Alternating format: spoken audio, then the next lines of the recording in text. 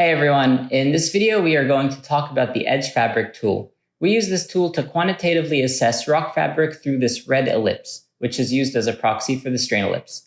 This is really cool because sometimes this tool can detect a weak fabric that your eye might not pick up. You can also start understanding and documenting subtle strain distributions along an outcrop on the go while you're in the field. So the way it works is it detects subtle fabric orientations by analyzing the distribution and orientations of edges through these changes in pixel darkness. What it returns is the edge fabric ellipse that you can see here in red that tracks a strain ellipse. The blue circle on the screen is just a circle for reference. And in the corner of the screen, you can see the azimuth, axial ratio of the ellipse, and the trend and plunge of the long axis. So I can explain what all of these mean. Might be easier if I can annotate. So let me take a screenshot here. Great. So the azimuth is the orientation of the long axis of the edge fabric ellipse in the plane on the device. So if we say this is the long axis of our ellipse, what we're talking about is this angle right here. That will be the azimuth, which is 85 degrees.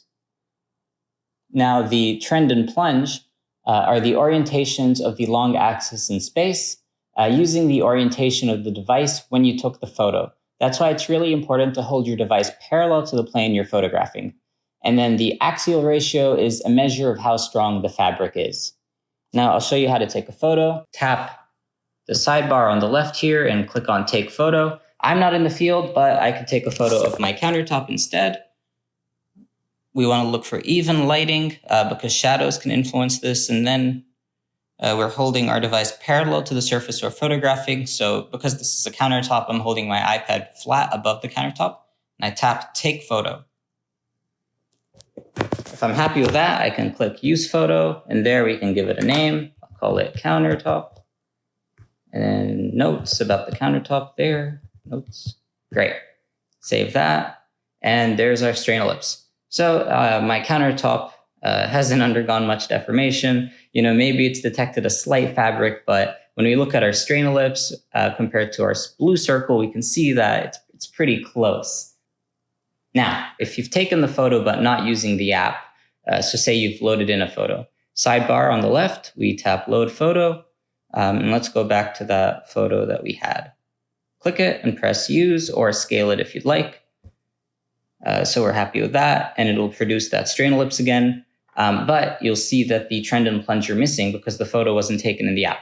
Now, if you're at the outcrop, what you can do is tap that trend and plunge button, and then you can hold the device parallel to that surface. So put the device along the surface, and you'll see the trend and plunge adjust as the tablet moves. When you're happy with it and it's aligned, you press that hold button, and then you can press Continue, and then there's your trend and plunge filled in. I'll end with a couple of things to keep in mind when using the Edge Fabric tool. We use the Edge Fabric ellipse to track strain or deformation, and sometimes the fabric is not related to deformation, but we could be looking at sedimentary features, for example.